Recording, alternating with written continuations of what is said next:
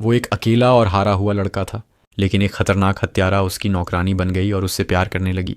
हियो एक आम लड़का था जो अपनी गर्मियों की छुट्टियां अकेले घर पर बिता रहा था, क्योंकि उसके माता पिता अपनी दूसरी शादी की हनीमून पर गए थे।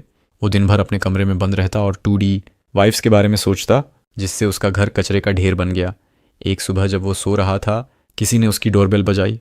जब वो दरवाजे पर गया तो उसकी सिक्योरिटी कैमरा में एक खूबसूरत लड़की दिखी जो नौकरानी का काम मांगने आई थी।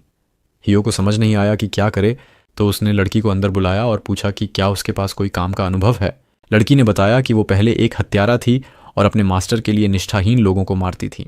हियो घबरा गया और लड़की ने कहा कि उसका मास्टर ने उसे हियो की सेवा के लिए भेजा है। हियो ने सोचा कि शायद वो मजाक कर रही है, लेकिन वो गंभीर थी, जिससे वो और डर गया। उसने पूछा कि क्या वो किसी तरह उस मास्टर से जुड़ा है, तो हत्यारा नौकरानी ने बताया कि उसकी दादी मास्टर के बेटे के तीसरे चचेरे ड्राइवर को जानती थीं। हियो ने कहा कि फिर तो वो अजनबी हैं, लेकिन फिर उसे एहसास हुआ कि उसने उसे बीच में टोक दिया, जिससे वो नाराज़ हो सकती है। उसने जल्दी टॉपिक बदल दिया और पूछा कि वो हत्या के किस फील्ड में माहिर है। लड़की ने उसे बैकयार्ड ले जाकर डेमो देने का फैसला किया। उसने पेड़ पर चाकू फेंके और एक साफ सीधी लकीर बना दी।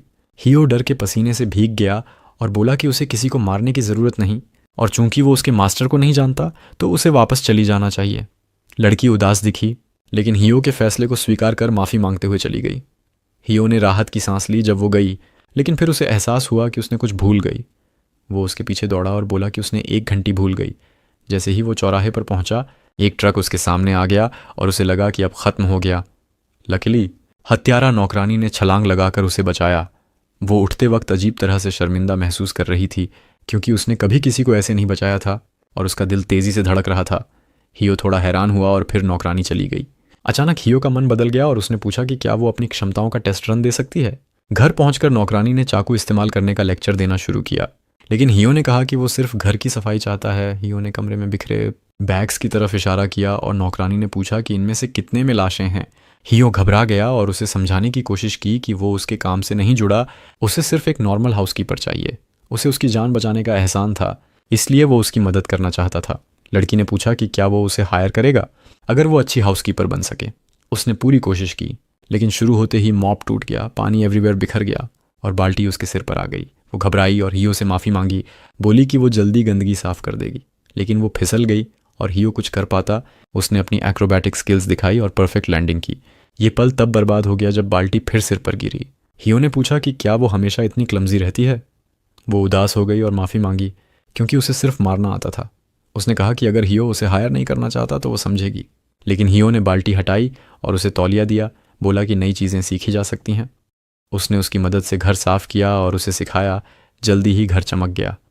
हियो को भूख लगी, लेकिन नौकरानी को कुकिंग नहीं आती थी, तो उसने उसे भी सिखाना शुरू किया। उसने सब्जियां काटने का जिम्मा लिया और अपनी माहिर चाकू स्किल्स से कैबेज को सेकंड्स में काट डाला। हियो ने पहले से खरीदे पोर्क कटलेट्स निकाले, लेकिन लड़की को पता ही नहीं था कि ये क्या है। उसने कहा कि उसे खाने के स्वाद की परवाह कभी नहीं थी, क्योंकि ये सिर्फ न्यूट्रिशन के लिए है। हियो को ये बात अखरी और उसने लोकल शॉप के कटलेट्स की तारीफ की, लेकिन लड़की की रिएक्शन डल रही। हियो हिम्मत नहीं हारी और सोचा कि स्वाद चखने पर उसका रुख बदलेगा। अचानक उसे एहसास हुआ कि उसने उसका नाम नहीं पूछा। लड़की ने बताया कि उसका कोई नाम नहीं है और हियो उसे जो चाहे बुला सकता है। हियो सोच में पड़ गया, लेकिन कुछ समझ नहीं आया, तो उसे अभी के लिए मेड बुलाने का फैसला किया। उसने खाना परोसा और खाते वक्त बेसब्री से मेड की रिएक्शन का इंतज़ार किया। हालांकि उसे स्वाद में कुछ खास नहीं लगा, लेकिन उसे एक गर्माहट महसूस हुई जो पहले कभी नहीं हुई। उसने कहा कि यह स्वादिष्ट है। जब हियो ने उसे 90% MSG वाला स्पेशल सॉस चखाया, तो वो इसके स्वाद से दंग रह गई। उस रात हियो एक बुरे सपने से रोते हुए जागा, जिसमें उसकी माँ उसे छोड़कर चली गई थी, जो उसे अक्सर आता था। अचानक उसे भूख लगी तो वो नूडल्स लेने किचन गया, लेकिन वहाँ पहले से कोई था और उसे डर लगा कि कहीं मेड उसे मारने की कोशिश तो नहीं कर रही। वो डरते हुए झांका और नौकरानी को लाल दाग के साथ देखकर घबरा गया, लेकिन जब वो सॉस की बोतल लिए मुड़ी तो उसे राहत मिली। मेड घबराई, लेकिन हियो ने कहा कि वो रिलैक्स करे, क्योंकि मिडनाइट मंचीज़ का उसे भी अनुभव है। उसने बचा हुआ खाना और कप नूडल्स बनाए, और खाने के बाद मेड ने पूछा कि क्या उसे अभी अभी बुरा सपना आया था। उसने कहा कि किचन जाते वक्त उसे हियो के कमरे से कराहने की आवाज़ आई और सोचा कि कोई हमला कर रहा है, लेकिन वो नींद में रो रहा था। हियो शर्मिंदा हुआ और मेड ने बताया कि वो अपनी माँ का नाम कई बार पुकार रहा था, फिर मेड ने अपना सपना बताया जिसमें एक बड़ा सॉस का बोतल था जो बोल रहा था, लेकिन वो उसे चाटने गई तो वो गायब हो गया। हियो हैरान रह गया और मेड ने कहा कि ये उसके लिए नई बात थी, क्योंकि उसके सपने सिर्फ मारने या मरने के बारे में होते थे। इसलिए उसे हियो का बुरा सपना देखकर दुख हुआ और वो उसे कैसे कंफर्ट करे नहीं जानती थी। हियो ने कहा कि ये कोई बड़ी बात नहीं, क्योंकि माँ के चले जाने के बाद उसे अक्सर ऐसे सपने आते हैं। बचपन में बुरे सपने आने पर वो माँ की गोद में सोता था और मेड ने तुरंत अपनी जांघें ऑफर कीं। हियो घबरा गया और बोला कि वो अब बच्चा नहीं और हर किसी की गोद में नहीं सो सकता। ये सुनकर मेड को खालीपन महसूस हुआ और उसे अपने पिछले मास्टर की बातें याद आईं जो कहते थे कि वो सिर्फ मारने के लिए बनी है। वो ठंडी महसूस करने लगी, लेकिन अचानक हियो ने अपना सिर उसकी गोद में रख दिया। मेड को गर्मी महसूस हुई और उसने कहा कि वो जितना चाहे सो सकता है। अगले दिन मेड ने कचरा काट कर उसे साफ करने की कोशिश की और हियो प्रभावित हुआ। जब हियो कचरा फेंकने बाहर गया तो उसे दरवाजे पर एक पिल्ला मिला जिसे कोई छोड़ गया था। हियो गुस्सा हो गया और सोचा कि क्या उसका घर हर तरह के आवारा जानवरों का अनाथालय है। जब मेड ने बॉक्स में एक नोट देखा तो उसमें लिखा था कि पिल्ले का मालिक ने सोचा था कि ये छोटी नस्ल का होगा, लेकिन ये बड़ा हो गया और उसके पास इसे पालने के पैसे या वक्त नहीं था, इसलिए उसने इसे नेबरहुड के सबसे अमीर लगने वाले घर के सामने छोड़ दिया और उम्मीद की कि कोई इसे पालेगा। हियो परेशान था, लेकिन गर्मी में पिल्ले के बाहर न मरने के लिए उसे अपनाने का फैसला किया। मेड को ये बातें पुराने ट्रॉमा की याद दिला गईं और उसने कहा कि बिना सोचे किसी की जान बचाना हमेशा सही नहीं होता। जो लोग छोड़े जाते हैं उन्हें खुद मजबूत होना चाहिए। उसने हियो को चेतावनी दी कि अगर वो पिल्ले पर दया दिखाएगा तो उसे पछतावा हो सकता है। हियो ने कहा कि वो ऐसी बातों पर ज़्यादा दर्शन नहीं करता। उसने पिल्ले को गोद में उठाया और पूछा कि क्या मेड ने उसे कल दया से बचाया या ये उसका इंसान का फितरत था। उसने कहा कि इंसान की फितरत होती है कि वो जिसे बचा सकता है उसे बचाए, और पिल्ले को अंदर ले गया। हियो को पिल्ला क्यूट और फ्लफ़ी लगा और उसने मेड से पूछा कि क्या वो भी इसे पकड़ेगी। उसने मना कर दिया और दूर हट गई। हियो ने पूछा कि क्या उसे कुत्तों से डर लगता है, और वो शर्मिंदी में हाँ कहा। उसने कहा कि अगर हियो उसे ऑर्डर देगा तो डर के बावजूद वो पिल्ले को पकड़ेगी। हियो ने कहा कि उसे मजबूरी नहीं करनी और पूछा कि उसे कुत्तों से डर क्यों लगता है। मेड ने बताया कि उसके मास्टर ने उसे हत्यारा बनाने के लिए जंगल में जंगली कुत्तों के साथ छोड़ दिया था, जिससे उसे ट्रॉमा हो गया। हियो ने कहा कि यह गंभीर समस्या है, क्योंकि वो पिल्ले को घर में रखना चाहता था और उम्मीद थी कि मेड मदद करेगी। ये बातें उसे हिला गईं और अपने नए मास्टर के लिए उपयोगी बनने के लिए उसने डर पर काबू पाने का फैसला किया। उसने पूछा कि क्या वो पिल्ले को पकड़ सकती है। हियो ने उसे पिल्ला दिया और मेड पुराने नोकिया फ़ोन की तरह कांपने लगी, जबकि पिल्ला उसके आर्म्स में आराम से था। हियो ने पूछा कि उसे डर किस बात का है, और उसने कहा कि इसके नुकीले नाखून और दांत। हियो ने कहा कि पिल्ला क्यूट और मासूम लगता है। अचानक पिल्ले ने उसकी उंगली चबानी शुरू कर दी और वो इतना घबरा गई कि उसे खिड़की से फेंकने वाली थी। लकीली हियो ने उसे रोका और पिल्ले को ले लिया, जबकि मेड ज़मीन पर सांस ले रही थी। पिल्ला ने हियो की उंगलियां भी चबानी शुरू कीं और उसे एहसास हुआ कि इसके दांत खुजली कर रहे हैं। उसने पिल्ले को पेट शॉप ले जाकर चेक कराया और ज़रूरी सामान खरीदा। घर लौटते वक्त हियो ने मेड को शॉपिंग में मदद के लिए धन्यवाद दिया। अचानक उसने कहा कि उसे हियो जैसा नेक इंसान कभी नहीं देखा, क्योंकि उसके ऑर्डर उसे अजीब लगते हैं। उसका पिछला काम लोगों को मारना था, जहां फेल करना मना था, लेकिन हियो ने उसे गलतियां करने के बावजूद अच्छा व्यवहार किया। उसने पूछा कि वो कैसे ज़्यादा उपयोगी बन सकती है और क्या वो उसके साथ फिट होती है। इससे पहले हियो जवाब दे पाता, पिल्ला दौड़ पड़ा, लेकिन हियो ने उसे पकड़ लिया। उसने मेड को कहा कि शायद वो हत्यारा बनना छोड़ना चाहती थी और नॉर्मल ज़िंदगी जीना चाहती होगी। ये उसका मौका है, तो उसे ज़्यादा सोचने की ज़रूरत नहीं। मेड को एहसास हुआ कि हत्यारा बनते वक्त उसने कभी सोचा नहीं कि ये छोड़ दे। मारना ही उसकी ज़िंदगी थी और वो बेकार समझती थी अगर रुकती। अचानक हियो ने उसे सूरज डूबने का नज़ारा दिखाया और वो सोचने लगी कि हियो के साथ रहकर उसे अपनी असली चाहत समझ आएगी। हियो ने कहा कि जब वो पहली बार आई थी तो उसे डर लगा था, क्योंकि उसने असल हत्यारे नहीं देखे थे, लेकिन उसे जानने के बाद एहसास हुआ कि वो दिल से अच्छी है। ये सुनकर मेड को वो वक्त याद आया जब वो नॉर्मल लड़की थी और माता पिता उसकी तारीफ करते थे। उसने पूछा कि वो फिर से नॉर्मल कैसे बने, और हियो ने सलाह दी कि नई चीज़ें सीखते वक्त गलतियां होना आम है, तो उसे बोझ नहीं बनाना चाहिए। बाद में मेड ने डिनर की तैयारी शुरू की और कैबेज नॉर्मल तरीके से काटा। अचानक पिल्ला आया और उसके पैरों से रगड़ने लगा। मेड घबरा गई और सोचा कि वो पीछे से हमला कर रहा है, तो चाकू उसकी तरफ कर दिया। लेकिन जब पिल्ला कांप कर गिर गया तो उसे एहसास हुआ कि वो भूखा था। उसने उसे खाना खिलाया और डर पर काबू पाने के लिए छुआ, लेकिन हियो उसी वक्त आ गया और उसे डर गया। हियो को खुशी हुई कि मेड ने पिल्ले को खिलाया और उसने धन्यवाद दिया। उसने पिल्ले को सहलाया और उसकी फ्लफी फर देखकर उसे मचाई नाम दिया। सबको नाम पसंद आया। हियो ने बिना वजह इमोशन दिखाया कि मेड अब बेहतर काम कर रही है। ये तारीफ सुनकर मेड को खुशी हुई और उसने पिल्ले की देखभाल करने की पेशकश की अगर हियो बिजी हो। हियो को उसकी फोबिया की चिंता थी, लेकिन मेड ने कहा कि नॉर्मल बनने के लिए उसे डर से लड़ना होगा। हियो ने उसकी हिम्मत देखी और उसे मचाई को सहलाने में मदद की। उसने उसका पेट सहलाया और समझा कि उसका डर बेकार था क्योंकि पिल्ला अच्छा था। इसके बाद वो डिनर के लिए बैठे और मेड को फिर से सॉस पसंद आया। उसने प्लेट जल्दी ख़त्म की और हियो ने पूछा कि क्या उसे दूसरी सर्विंग चाहिए। उसने कहा कि मास्टर को ऐसे छोटी बातों के लिए परेशान नहीं करना चाहिए, लेकिन उसका शरीर उल्टा रिएक्ट कर प्लेट बढ़ा दिया। हियो ने कहा कि उसे हिचकिचाना बंद करे और मांगे अगर कुछ चाहिए। मेड ने मौका लिया और नाम पूछने को कहा। हियो ने कुछ रूटीन सवाल किए, जैसे उसका जन्मदिन। उसने बताया कि उसे सिर्फ इतना पता है कि उस दिन भारी बर्फबारी थी। हियो ने उसे युकी नाम दिया, जो बर्फ़ का मतलब है, लेकिन ये उसे ट्रॉमा की याद दिला गया। उसका पिछला मास्टर भी उसे युकी कहता था क्योंकि वो ठंडी थी। उसे नाम पसंद नहीं था, लेकिन हियो ने बर्फ़ और सर्दी की तारीफ़ की तो वो मान गई। उसने मुस्कुराकर हियो को धन्यवाद दिया और नाम बार बार दोहराने लगी। अगले दिन युकी मचाई के साथ खेल रही थी जब हियो उसके पास पियर्सिंग गन के साथ आया। उसने कहा कि वो दोस्तों के सामने कूल दिखने के लिए पियर्सिंग कराना चाहता है, लेकिन खुद करने में कॉन्फिडेंट नहीं है, तो युकी से करने को कहा। युकी ने कोशिश की, लेकिन कान में छेद करने से पहले कांपने लगी। उसने हियो से पूछा कि क्या ये उसकी सज़ा है क्योंकि वो कुछ गलत कर गई। उसने कहा कि उसे हियो के शरीर में छेद करने का डर है। हियो ने पूछा कि क्या वो पहले लोगों को बड़े पैमाने पर छेद नहीं करती थी। अचानक डोरबेल बजी और युकी देखने गई। बाहर हियो की छोटी बहन रिको थी, जो उसे टेक्स्ट करके पिल्ले के बारे में बताई थी और देखने आई थी। युकी ने दरवाज़ा खोला और रिको हैरान रह गई कि उसके भाई के घर में लड़की है। अंदर आकर उसे घर की साफ सफाई देखकर हैरानी हुई, लेकिन उसकी नौकरानी को देखकर दिमाग हिल गया। उसने हियो के गाल खींचे और पूछा कि उसने पहले क्यों नहीं बताया।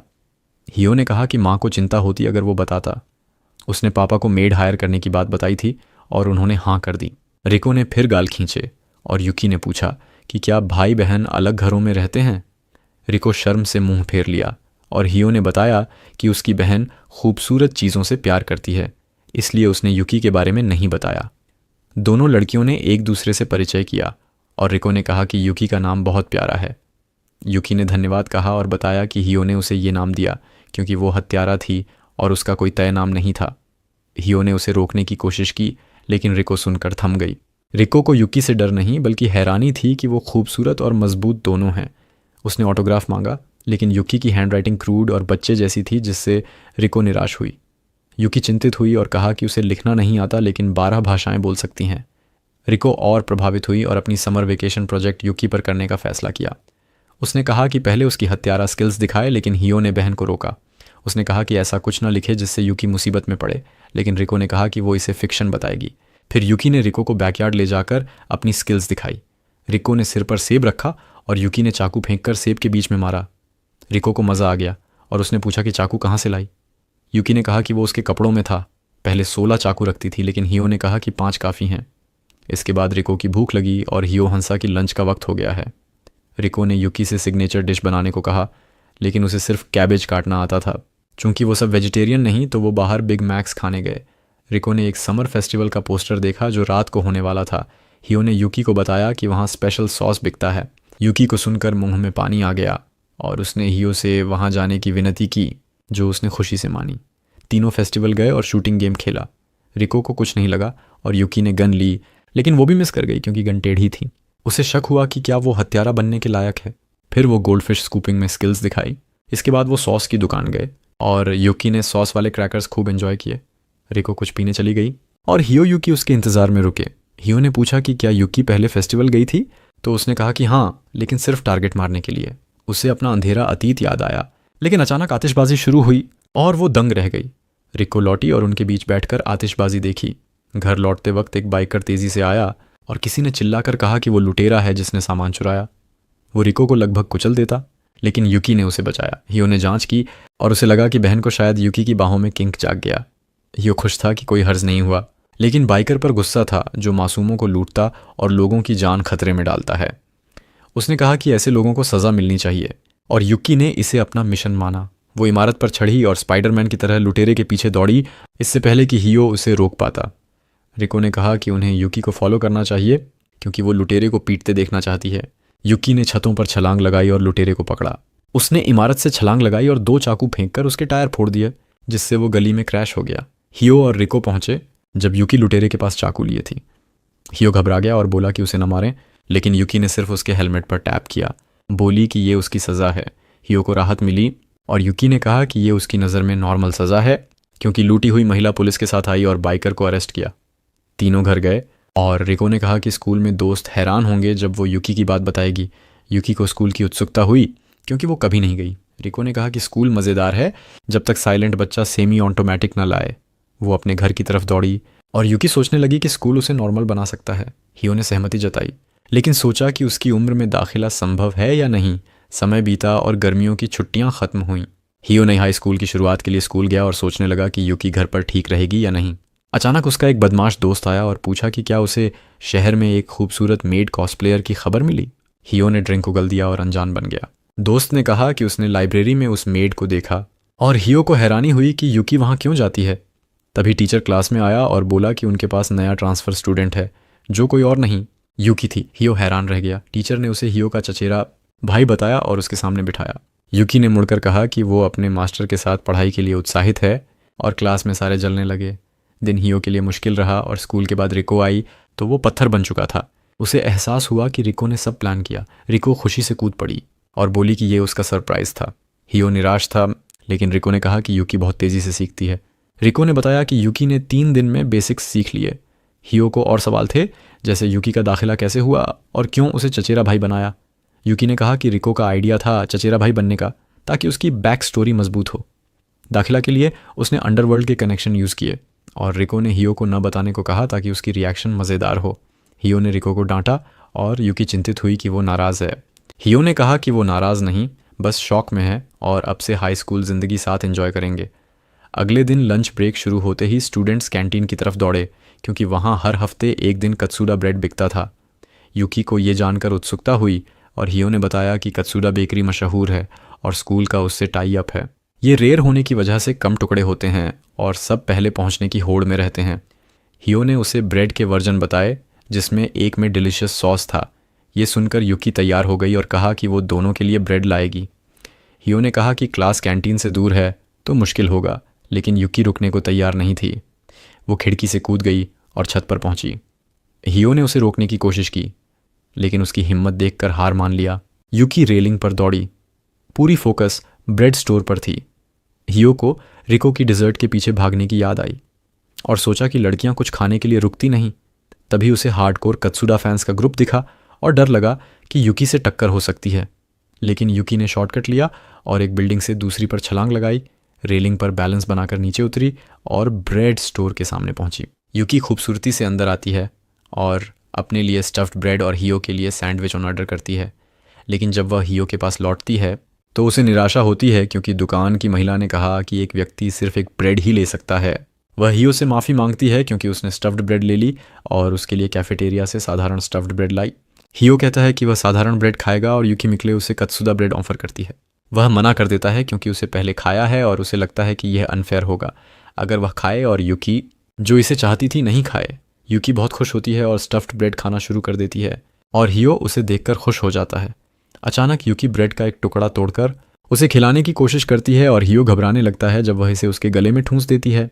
उस रात रिको हियो के घर आती है और युकी के साथ रात बिताने की योजना बनाती है। वह हियो को बताती है कि उसे हमेशा से एक बड़ी बहन चाहिए थी और एक समय तो उसने हियो को लड़की समझा था। हियो उसे अपनी कल्पना पर काबू रखने को कहता है। रिको कहती है कि उसे एक बेहतर आइडिया सूझा है, युकी को उसकी बड़ी बहन बनाना। वह कहती है कि हियो को युकी से शादी करनी चाहिए ताकि वह परिवार में आ सके, जो हर किसी के लिए परफेक्ट अंत होगा। हियो घबराने लगता है जब रिको कहती है कि युकी उसे पसंद करती है। हियो इसका इनकार करता है, लेकिन रिको कहती है कि उसे लड़कियों की भावनाएं समझ नहीं आएंगी, पर उसे साफ दिखता है कि युकी कभी भी अपने दिल की बात कह सकती है। रिको कहती है कि उनकी मम्मी शायद शादी के लिए मान जाएंगी, लेकिन पापा के बारे में उसे शक है। तभी युकी वहाँ आती है और पूछती है कि कौन शादी करने वाला है। हियो घबरा जाता है, लेकिन रिको बिना हिचकिचाए कहती है कि उसे युकी से अपने भाई की शादी देखनी है। वह युकी से पूछती है कि क्या उसे हियो पसंद है और युकी हाँ कहती है। बताती है कि वह उसे बहुत एडमायर करती है। हियो अपना दिमाग खोने के कगार पर पहुंच जाता है, लेकिन रिको विषय बदल देती है और कहती है कि उसे फल खाने हैं। वे बाहर फल खाने और ताज़ी हवा का मज़ा लेने चले जाते हैं, जहाँ रिको फिर से हियो और युकी को जोड़ने की बात शुरू कर देती है। वह कहती है कि जब हियो 18 का हो जाएगा तो कानूनी तौर पर युकी उससे शादी कर सकती है क्योंकि वह उससे बड़ी है। युकी थोड़ा घबरा जाती है क्योंकि उसे शादी का मतलब नहीं पता, लेकिन रिको कहती है कि ये कुछ ऐसा नहीं है जो वह हैंडल नहीं कर सकती। हियो अपनी बहन को चुप कराने की कोशिश करता है, लेकिन रिको पूछती है कि क्या उसे एक खूबसूरत और डिपेंडेबल लड़की जैसे युकी से शादी करने में खुशी नहीं मिलेगी। हियो शर्मा जाता है क्योंकि वह इनकार नहीं कर सकता और रिको कहती है कि उसका पॉइंट साबित हो गया। अगले स्कूल के दिन हियो नींद में है क्योंकि रिको ने पूरी रात उन्हें जगा रखा था। अचानक टीचर उसे सोता देखती है और चौक फेंककर उसके सिर पर मारती है, लेकिन युकी अपनी स्किल्स से उसे तेज़ी से 2 हिस्सों में काट देती है। हालांकि यह प्लान उल्टा पड़ता है क्योंकि चौक के दोनों टुकड़े हियो की आंखों पर लगते हैं और युकी घबरा जाती है। उसे लगा था कि जैसे फिल्मों में होता है ये उसके सिर से चूक जाएगी। टीचर और क्लास के बाकी लोग भी हैरान हैं क्योंकि उन्हें समझ नहीं आता कि चौक कैसे 2 हिस्सों में बंट गई। हियो अपनी आंखें चेक करवाने इन्फर्मरी जाता है और वहाँ एक खूबसूरत नई नर्स देखकर हैरान हो जाता है। वह खुद को निदा कहकर पेश करती है और हियो की आंखें चेक करने लगती है। वह हियो से उसका युकी के साथ रिश्ते के बारे में पूछती है। हियो घबराते हुए कहता है कि युकी उसकी कज़न है और निदा हंसते हुए कहती है कि वे एक जैसे बिल्कुल नहीं लगते। वह कहती है कि हियो उसका टाइप है और हियो जवाब नहीं दे पाता। निदा चेकअप ख़त्म करती है और कहती है कि उसकी आंखों को नुकसान नहीं हुआ। फिर वह अचानक दरवाज़ा लॉक करती है और हियो को बेड पर धकेल देती है।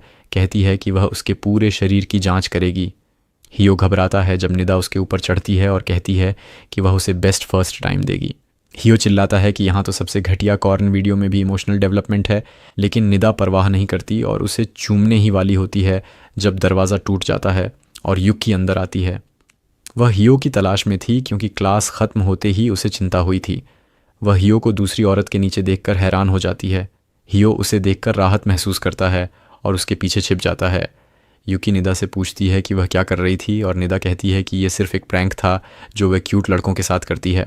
हियो उसे नहीं मानता क्योंकि वह लगभग ख़त्म होने वाला था, लेकिन निदा उसकी चिंता को नज़रअंदाज कर देती है। वह उसे आई ड्रॉप्स लेने को कहती है, लेकिन हियो उससे मिलने में हिचकिचाता है। निदा उसे चिढ़ाती रहती है। फिर अचानक युकी उसे अपनी ओर खींच लेती है। वह निदा से कहती है कि हियो से दूर रहे और हियो शर्मा जाता है जब उसे एहसास होता है कि युकी जल गई थी। युकी हियो को नर्स के ऑफिस से बाहर ले जाती है जहां निदा दोनों को प्रॉब्लम होने पर आने को कहती है। युकी हियो का हाथ छोड़ती नहीं जब तक वे एक शांत जगह नहीं पहुंचते। फिर वह माफ़ी मांगती है कि उसने उसे खींचा। वह कहती है कि उसे हियो को कुछ ज़रूरी बताना है और हियो का दिल ज़ोर से धड़कता है। उसे लगता है कि युकी अपने दिल की बात कहने वाली है। हियो का दिल ज़ोर से धड़कता है। उसे लगता है कि युकी कन्फेस करने वाली है, लेकिन युकी उसे चौंका देती है जब कहती है कि निदा ज़रूर एक असासिन है जैसे वह खुद है और उन्हें उससे सावधान रहना चाहिए। वह बिल्कुल सही है क्योंकि निदा सचमुच एक असासिन है जिसके बड़े बड़े सपने हैं। वह हैंडसम और मस्कुलर मॉडल्स का हार्म बनाना चाहती है और ग्रीस में शानदार ज़िंदगी बिताना चाहती है। इसके लिए वह असासिन बनी और कई लोगों को मारा। अब उसका आखिरी मकसद पूरा होने वाला है। उसका मौजूदा मिशन युकी को ख़त्म करना है, जिसके बाद उसे इतने पैसे मिल जाएंगे कि वह अपनी ज़िंदगी जी सके। दूसरी ओर हियो घर पर सोने की कोशिश कर रहा है, लेकिन युकी की नज़रों के कारण यह मुश्किल हो रहा है। वह उसे चैन से सोने देने को कहता है, लेकिन युकी मना कर देती है क्योंकि उसे डर है कि निदा सोते वक्त उसे नुकसान पहुंचा सकती है। वह कहती है कि उसे सतर्क रहना होगा ताकि वह ख़तरनाक औरत ना आए। हियो कहता है कि उसकी नज़रों के सामने वह सो नहीं सकता।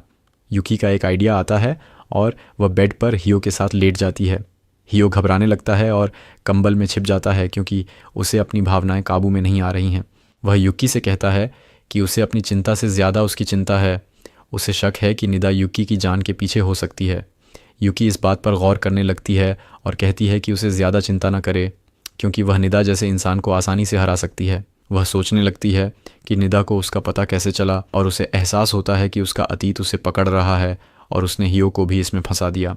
वह अचानक उसका हाथ पकड़ती है और कहती है कि उसे किसी बात की चिंता न करे, वह उसे हर कीमत पर सुरक्षित रखेगी। हियो शर्मा जाता है और उठकर कहता है कि उसे भी युकी की सलामती चाहिए, भले ही वह इसके लिए कुछ न कर सके। वह अचानक खिड़की खोलने की कोशिश करता है, लेकिन युकी कहती है कि वह करेगी क्योंकि स्नाइपर्स का खतरा हो सकता है। जैसे ही वह खिड़की खोलती है उसे अपनी पसंदीदा सॉस की खुशबू आती है और वह सोचने लगती है कि यह कहाँ से आ रही है। वह इस स्वादिष्ट गंध को ढूंढने में खो जाती है। तभी निदा की आवाज़ सुनाई देती है कि उसका ध्यान भटक गया। कैटवुमन कॉस्प्लेयर निदा कमरे में घुस गई थी जब युकी डिस्ट्रैक्ट थी और अब हियो उसके कब्जे में है। निदा कहती है कि युकी घर गृहस्थी में इतनी डूब गई है कि वह इतने आसान जाल में फंस गई। निदा पूछती है कि क्या युकी वही मशहूर assassin White Wolf of the Dragons 9 है। युकी चाकू निकालती है, लेकिन निदा उसे रुकने को कहती है क्योंकि वह हियो की आंखें निकाल देगी। इससे पहले कि वह कुछ करे, युकी से एक खतरनाक आभा निकलती है और वह चीनी में बोलने लगती है। वह निदा को धमकी देती है कि अगर उसने हियो को नुकसान पहुंचाया तो वह उसे इतना पछताएगी कि वह मौत मांगेगी। निदा डर जाती है और हियो को नुकसान पहुंचाने से पीछे हट जाती है। वह कहती है कि उसका युकी से ही काम है क्योंकि उसे मारने का ऑर्डर मिला है, लेकिन वह जानती है कि उनके स्किल्स में फ़र्क बहुत है और बिना हॉस्टेज के वह युकी से नहीं जीत सकती। इसलिए निदा हियो को अपने साथ ले जाने का फैसला करती है और युकी को रात 2 बजे स्कूल ग्राउंड में मिलने को कहती है अगर वह उसे जिंदा चाहती है। निदा चली जाती है और युकी अपनी टीचर की बातें याद करती है जिन्होंने कहा था कि वह हमेशा एक खूनी असासिन ही रहेगी जिसका मकसद सिर्फ लोगों को मारना है। युकी मानती है कि यह सच है और सोचती है कि वह अब नॉर्मल जिंदगी जीने के भ्रम को छोड़ देगी। वह निदा को मारने, सारे सबूत मिटाने और हियो की सलामती सुनिश्चित होने के बाद देश छोड़कर असासिन के तौर पर काम करने की योजना बनाती है। लेकिन उसे याद आता है कि हियो चाहता था कि वह सुरक्षित रहे और उसके साथ रहे और उसे भी यही चाहिए। दूसरी ओर निदा हियो को स्कूल ले गई है और उसे अपने पर्स में रखे बंधन उपकरणों से बांध दिया है। हियो इस स्थिति में बिल्कुल शांत है और निदा पूछती है कि क्या उसे डर नहीं लगता कि वह कभी भी मर सकता है और यह सब युकी की वजह से होगा। वह पूछती है कि क्या वह अब युकी से नफरत करता है। हियो कहता है कि हालांकि उसे डर लग रहा है लेकिन उसे यकीन है कि युकी उसे बचा लेगी। निदा प्रभावित होती है कि वह इस हालत में भी ऐसा कह सकता है और बताती है कि उसे हियो को इस जंग में नहीं घसीटना था, लेकिन उसे युकी जैसे खतरनाक असासिन से लड़ने के लिए ऐसा करना पड़ा। हियो पूछता है कि युकी कौन है और निदा पूछती है कि क्या उसे उसका असली नाम नहीं पता जो अंडरवर्ल्ड में मशहूर था। निदा कहती है कि युकी सिर्फ असासिन नहीं, एक मॉन्स्टर थी। अंडरवर्ल्ड में कई खतरनाक लोग थे, लेकिन युकी एक अलग स्तर की थी, एक ठंडी बेरहम किलर जो इमोशन दिखाए बिना लोगों को मारती थी।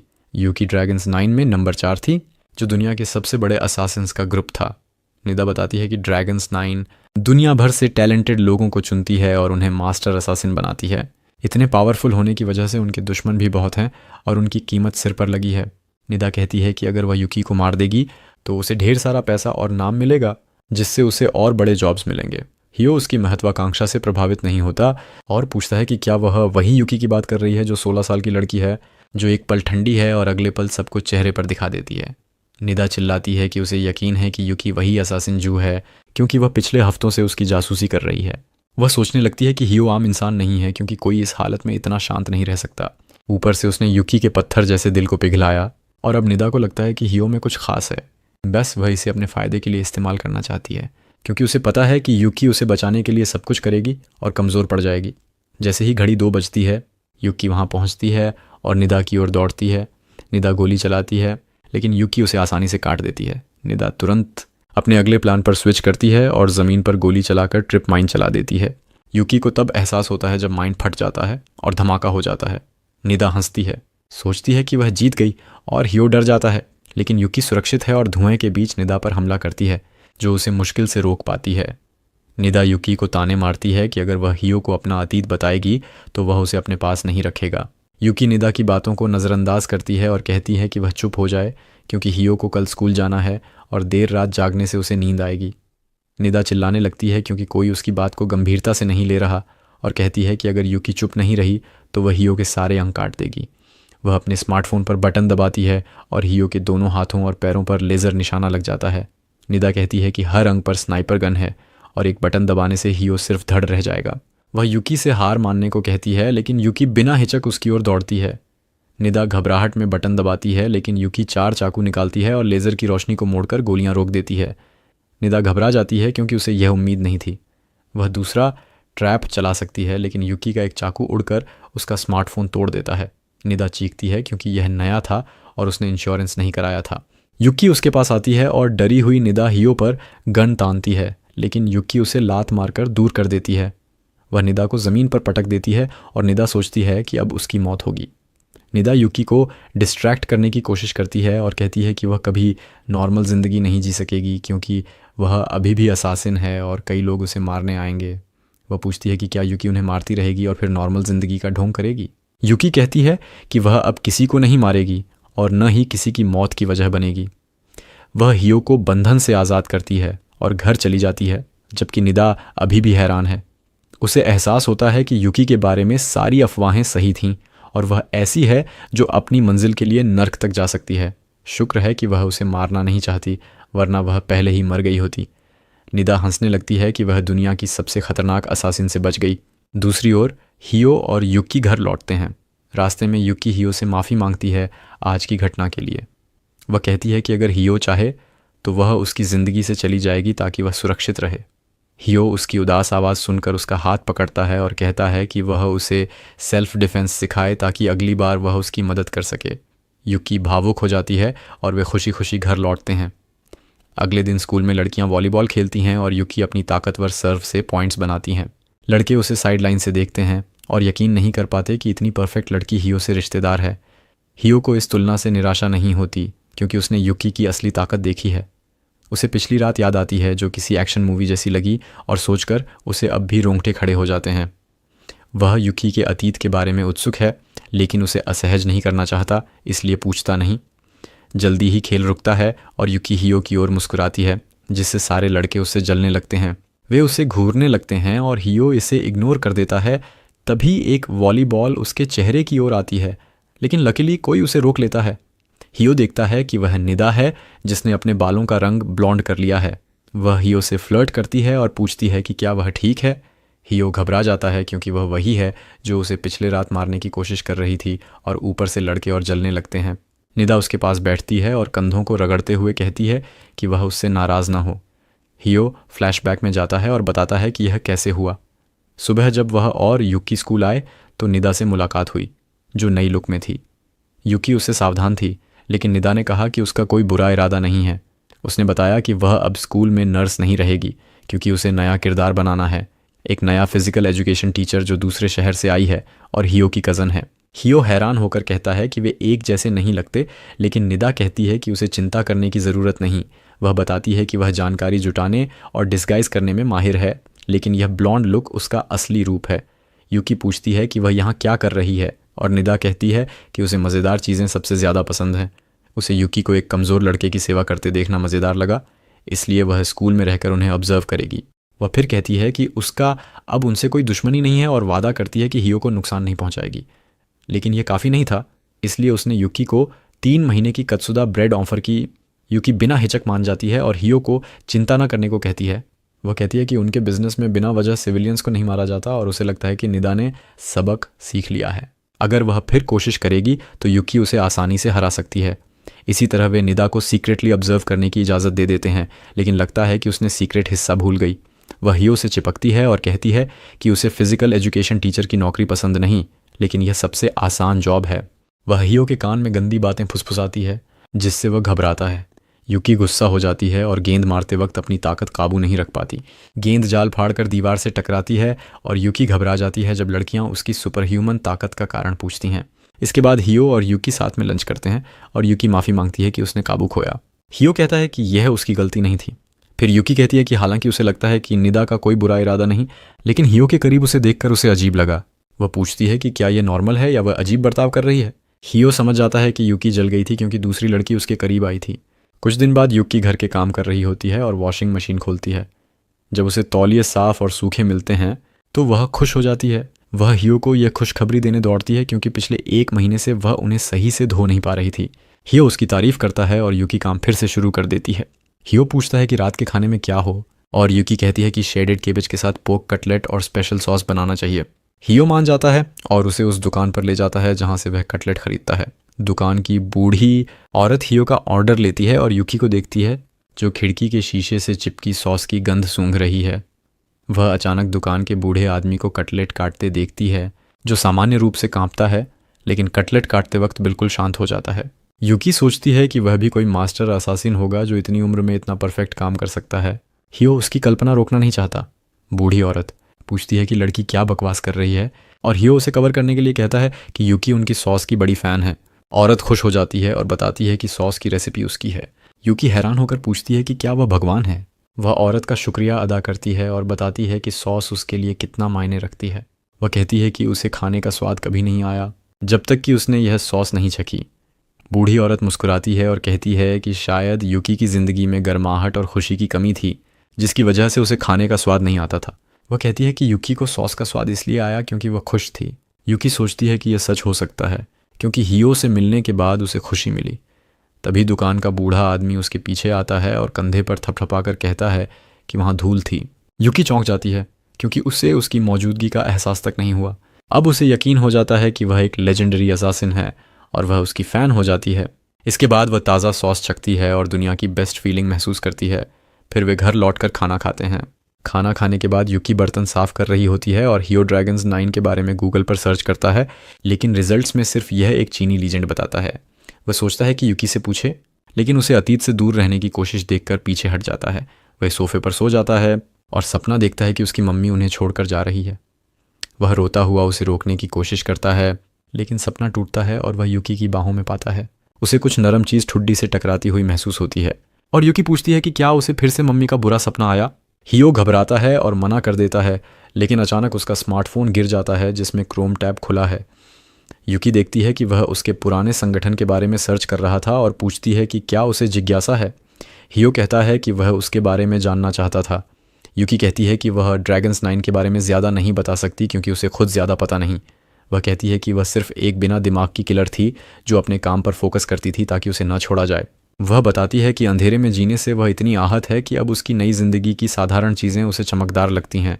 वह कहती है कि हियो के पास आने और नॉर्मल बनने का मौका पाकर खुश है। हियो कहता है कि उसे भी खुशी है कि युकी आई। वह शर्म से लाल हो जाता है और युकी उसे और बताने का फैसला करती है। वह कहती है कि उसने उसे गोद में सुलाने की कोशिश की थी क्योंकि पहले दिन ऐसा करने से उसे लगा कि वह उसकी मदद कर सकती है। हियो और घबराता है और बदले में कुछ बताने का फैसला करता है। वह कहता है कि उसका सपना बुरा शुरू हुआ था, लेकिन जब वह मम्मी के पीछे भागा तो रोशनी में युकी उसे बचाने आई जैसे एक परी। अगले दिन युकी अपने सारे काम निपटाती है और बाजार से सामान लाने जाती है। बाजार के सारे लड़के उसे घूरते हैं, लेकिन युकी बिना परवाह किए सामान चुनती है। दुकान का बूढ़ा उसे मदद करता है। तभी एक लड़की युकी के पास आती है और नर्वस होकर कहती है कि वह उसे लंबे समय से देख रही थी और उसे बहुत खूबसूरत और कूल लगती है। युकी को तारीफ सुनकर खुशी होती है और लड़की कहती है कि वह भी उसकी तरह बनना चाहती है। वह पूछती है कि उसने ये यूनिफॉर्म कहाँ से ली क्योंकि ये नॉर्मल लोग नहीं पहनते और उसे भी चाहिए। युकी चौंक जाती है क्योंकि लड़की ने कहा कि नॉर्मल लोग मेड यूनिफॉर्म नहीं पहनते। तभी हियो वहाँ आता है क्योंकि उसे मैगज़ीन खरीदनी थी। युकी उसे देखकर पूछती है कि क्या मेड यूनिफॉर्म नॉर्मल नहीं है। हियो सच बताता है और अगले रविवार वे शॉपिंग के लिए निकलते हैं। रिको शॉपिंग कॉम्प्लेक्स में पहले से इंतज़ार कर रही होती है, लेकिन हियो को हैरानी होती है कि निदा भी वहाँ है। वह पूछता है कि वह क्या कर रही है और निदा कहती है कि उसने उसके कमरे में बग लगा रखा था और उनके प्लान के बारे में पता चला। हियो उसे भगाने की कोशिश करता है, लेकिन निदा कहती है कि युकी के लिए कपड़े चुनने में उसे एक्सपर्ट सलाह चाहिए। रिको उत्सुक हो जाती है और पूछती है कि क्या ये कूल और मैच्योर औरत भी असासिन है। निदा हाँ कहती है और अपने मार्शमैलो से रिको को चौक करती है। रिको को एक नया शौक जाग जाता है और वह युकी के लिए एक स्टोर बताती है। वे एक कॉस्प्ले स्टोर में जाते हैं और रिको युकी को एक और आकर्षक मेड यूनिफॉर्म ट्राई करने को कहती है। वह फ़ोटो खींचने लगती है क्योंकि यही उसका मकसद था, लेकिन युकी को ड्रेस पसंद नहीं आती क्योंकि यह असुविधाजनक है। अगली ड्रेस छोटी होती है और युकी उसे भी रिजेक्ट कर देती है क्योंकि इसमें चाकू छिपाना मुश्किल है। हियो कहता है कि उसे चाकू की ज़रूरत नहीं क्योंकि वह अब असासिन नहीं है। युकी कहती है कि चाकू होने से उसे सुकून मिलता है। फिर वे एक नॉर्मल दुकान में जाते हैं जहां युकी नॉर्मल कपड़े ट्राई करती है। रिको और निदा स्विमसूट भी मिक्स कर देती हैं। वे हियो से पूछते हैं कि उसे कौन सा पसंद है और वह लंबी सफ़ेद ड्रेस को चुनता है। निदा उसकी पसंद का मजाक उड़ाती है और हियो उसे सुनकर वहाँ से जाना चाहता है। वे लगभग सब कुछ खरीद लेते हैं जो युकी ने ट्राई किया और घर की ओर चल पड़ते हैं। अचानक उन्हें एक हॉलोवीन आइटम स्टोर दिखता है और रिको अंदर दौड़ती है। वह विच की ड्रेस पहनती है और युकी भी वही पहनती है, लेकिन बेहतर। निदा कॉप की ड्रेस पहनती है और रिको उसका स्टाइल पसंद करती है। वे हंसते खेलते शुरू हो जाते हैं। हियो और युकी एक दूरी से ट्विस्टेड फंतासियों को बांधते हुए लड़कियों को देखते हैं। हियो कहता है कि रिको को हेलोवीन बहुत पसंद है, लेकिन उसे उसमें ज़्यादा दिलचस्पी नहीं है। अचानक उसे एक पॉपुलर जॉम्बी मूवी का पोस्टर दिखाई देता है और वह युकी से पूछता है कि क्या वो इसे देखना चाहेगी। बाकी लड़कियां मूवी देखने के लिए तैयार हैं, लेकिन युकी कहती है कि उसने कभी जॉम्बी मूवी नहीं देखी। हियो पूछता है कि क्या वो कभी सिनेमा हॉल भी नहीं गई और युकी कहती है कि गई थी, लेकिन सिर्फ अंधेरे का फ़ायदा उठाने और कुछ टारगेट्स को मारने के लिए। हियो को अब थोड़ा अजीब लगता है, लेकिन वो युकी से कहता है कि इस बार उसे मूवी देखने का अनुभव लेना चाहिए। वे सिनेमा हॉल जाते हैं और निड मूवी के बीच में सो जाती है, लेकिन युकी पूरी तरह मूवी में खो जाती है। मूवी आगे बढ़ती है और उसे डर लगने लगता है। अंत तक पहुंचते पहुंचते उसे जॉम्बीज़ का फोबिया हो जाता है। रिको उसे बताती है कि जॉम्बीज़ धीमे और मूर्ख होते हैं, वो इन्हें आसानी से हरा सकती है। यूकी मानती है, लेकिन कहती है कि उसे सड़े हुए शरीरों की बदबू नफरत है। फिर वो कहती है कि चूंकि जॉम्बीज़ पहले से मरे हुए हैं, वो इन्हें मार भी नहीं सकती। डर से कांपते हुए हेडो लड़कियों को डेजर्ट खिलाने का फैसला करता है ताकि यूकी को शांति मिले। वे डेजर्ट शेयर करते हैं और एक शर्मीली गुलाबी बालों वाली लड़की सड़क के दूसरी तरफ से उन्हें देखती है।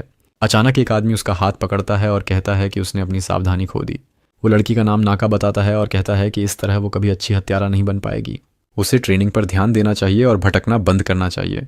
नाका माफ़ी मांगती है और कहती है कि वो अब ट्रेनिंग पे फोकस करेगी, लेकिन फिर उसकी नज़र हियो और लड़कियों पर चली जाती है जो मज़े कर रहे हैं। बाद में निड अपने घर चली जाती है और रू उसे अगली बार सिर्फ वही शॉपिंग करने के लिए कहती है। हियो रिको को उसके घर छोड़ने का फैसला करता है और यूकी कहती है कि वो घर जाकर डिनर की तैयारी करेगी। उनके जाने के बाद वो दुकान की खिड़की में अपनी परछाई देखती है और अपने मेड यूनिफॉर्म के जीवन में महत्व के बारे में सोचने लगती है। घर पहुंचकर वो फिर से मेड यूनिफॉर्म पहनती है और मचाई को चेक करने जाती है। उसे पता चलता है कि उसके खिलौने और कालीन गंदे हैं। वो कहती है कि इन्हें अब साफ कर देगी, लेकिन मचाई कालीन लेकर भाग जाता है, उसे पीछे दौड़ाती है। तभी मौसम अचानक तूफानी हो जाता है और आकाश में गरज सुनाई देती है। यूकी को अचानक पैरानॉइड फील होता है और वो जॉम्बी अटैक की कल्पना करने लगती है। उसी वक्त मचाई मज़े करता है और किचन में टेबल से टकरा जाता है, जिससे ठंडा सूप उसके ऊपर गिर जाता है। यूकी उस आवाज़ से और डर जाती है और जब मचाई उसके पास गंदले तौलिए के साथ आता है, वो घबराकर उसे जॉम्बी समझकर हमला कर देती है। हियो घर लौटता है और देखता है कि यूकी ने अपने पैरानॉइड की वजह से मचाई का तौलिया फाड़ दिया है और अब कुत्ता उदास है। यूकी माफ़ी मांगती है और वादा करती है कि तौलिया ठीक कर देगी। हियो को लगता है कि ये मुमकिन नहीं, लेकिन वो कहता है कि जो चाहे कर ले। वो नोटिस करता है कि यूकी फिर से मेड यूनिफॉर्म पहन चुकी है और पूछता है कि क्या उसे खरीदी गई कपड़े पसंद नहीं आए। यूकी कहती है कि उसे वो कपड़े बहुत पसंद आए, लेकिन वो मेड यूनिफॉर्म से हट नहीं पाई जो उसके पिछले मास्टर का तोहफा था। वो एक बीमार बूढ़ा आदमी था जिसने उसे हत्यारा जिंदगी से बचाया और आखिर में उसे हियो के पास भेजा। यही वजह है कि वो इस यूनिफॉर्म को पहनना चाहती है, क्योंकि ये उसे उसकी याद दिलाता है। यूकी हियो से पूछती है कि क्या ये अजीब है कि उसे ये असामान्य यूनिफॉर्म पहनने की चाह है और जॉम्बीज से डर लगता है जबकि वो हत्यारा है। हियो कहता है कि ये अजीब नहीं, क्योंकि लोगों को ऐसी चीज़ें पसंद होती हैं जिनमें मजबूत यादें होती हैं और डर भी लगता है जो डरावना होता है। वो उसे सलाह देता है कि दुनिया उसे कैसे देखती है इसकी चिंता छोड़ दे और अपनी पसंद का नॉर्मल बने। यूकी को ये सुनकर अच्छा लगता है और फिर मचाई कमरे में दौड़ने लगता है, क्योंकि वो चाहता है कि उसका तौलिया ठीक हो। हियो उसे उठाता है और सोचता है कि ये वही तौलिया है जो मचाई के साथ उसके दरवाजे पर छोड़ा गया था। शायद ये उसे उसके परिवार की याद दिलाता है। यूकी को कुत्ते की फीलिंग समझ आती है, क्योंकि उसकी घंटी ही एक चीज़ है जो उसे उसकी बहन की याद दिलाती है जो बहुत दूर है। हियो को यह सुनकर हैरानी होती है और वो यूकी से पूछता है कि क्या उसकी सचमुच बहन है, लेकिन वो सिर्फ उसे घूरती रहती है। अगले दिन हियो और यूकी निड के साथ एक रेमन शॉप जाते हैं, क्योंकि वही यूकी की बहन के बारे में जानकारी जुटा सकती है। निड कहती है कि ये हियो का ट्रीट है और पूरा रेमन इतनी तेज़ी से खाती है कि नारुतो भी शर्मिंदा हो जाए। फिर वो कहती है कि ये उसके काम के लिए काफ़ी नहीं। हियो उसे डांटता है और बिल बांटने की बात करता है, लेकिन यूकी का ध्यान नहीं है क्योंकि वो अपने फेवरेट सॉस में रेमन डाल रही है। निड को ये देखकर गुस्सा आता है, क्योंकि वो खुद को गॉर्डन रामसे का शिष्य कहती है और सॉस डालना परफेक्ट रेमन के लिए पाप मानती है। यूकी उसकी बात नहीं सुनती, लेकिन जब उसे सॉस ख़त्म होने को आता है वो परेशान हो जाती है। हियो उसे शॉप ले जाता है सॉस खरीदने के लिए, लेकिन छोटी बूढ़ी औरत कहती है कि सॉस ख़त्म हो गया क्योंकि इलाके के सारे स्टूडेंट्स ने ख़रीद लिया और अब सिर्फ रेगुलर बिजनेस के लिए बचा है। यूकी कहती है कि ठीक है, लेकिन हियो को उसका दिल टूटने की आवाज़ सुनाई देती है। घर लौटते वक्त यूकी बोतल में बची थोड़ी सी सॉस को देखती है और कहती है कि इसे एक हफ्ते तक समझदारी से इस्तेमाल करेगी। हियो उसे इस उदास मूड से निकालना चाहता है और उससे उसकी बहन के बारे में पूछता है। वो पूछता है कि जब वो उससे मिलेगी तो क्या कहेगी। यूकी कहती है कि उसे अपनी बहन का चेहरा भी याद नहीं, क्योंकि उसे छोटी उम्र में परिवार से दूर ले जाया गया और यादें धुंधली हैं। बस इतना पता है कि उनकी माँ ने उन्हें एक जैसी घंटी वाली एक्सेसरी दी थी और वो हमेशा उसे साथ रखती है ताकि बहन को पहचान सके। यूकी कहती है कि उसे अपनी बहन से मिलने का डर है, कहीं वो उसे मन ही मन नफरत ना करती हो। हियो घबराता है और पूछता है कि क्या निड को उसकी तलाश बंद कर देनी चाहिए, लेकिन यूकी कहती है कि डर के बावजूद उसे खुशी होगी अगर उसकी बहन ठीक हो। तभी हियो के दोस्त वहाँ आते हैं और पूछते हैं कि क्या वो दोनों साथ शॉपिंग कर रहे हैं। हियो को उनसे हैरानी होती है। और वो बताते हैं कि वो अपनी फेवरेट सिंगर नाज़का का नया एल्बम खरीदने आए हैं जो जल्दी ही लोकल फेस्टिवल में परफॉर्म करने वाली हैं। अचानक छोटा दोस्त हियो और युकी की नज़दीकी देखकर जलने लगता है और शक जताता है कि हाल ही में हियो से जुड़ी 2 खूबसूरत लड़कियां स्कूल में आई हैं। हाफलिंग को बुरा लगता है कि हियो अब उनके साथ समय नहीं बिताता, लेकिन लंबा दोस्त उसे शांत करता है और कहता है कि कम से कम हियो युकी की वजह से खुश है। वे युकी को बताते हैं कि हियो मिडिल स्कूल में कितना डार्क और एजी था और हियो उन्हें चुप कराने की कोशिश करता है। झगड़े में साइन की गई एल्बम दोस्त के हाथ से गिर जाती है और युकी उसे बचाने के लिए अपना बैग फेंकती है ताकि वो नाले में न जाए, लेकिन इस दौरान उसका सॉस वाला बोतल बैग से निकलकर नीचे गिर जाता है और सारा सॉस बर्बाद हो जाता है, जिससे युकी टूट जाती है। उस रात उसे सपना आता है जिसमें एक बड़ा सॉस बोतल खाली होकर उससे नाराज़ होता है। अगली सुबह हियो उसे उठाने आता है और युकी कहती है कि अब जीने की कोई वजह नहीं बची।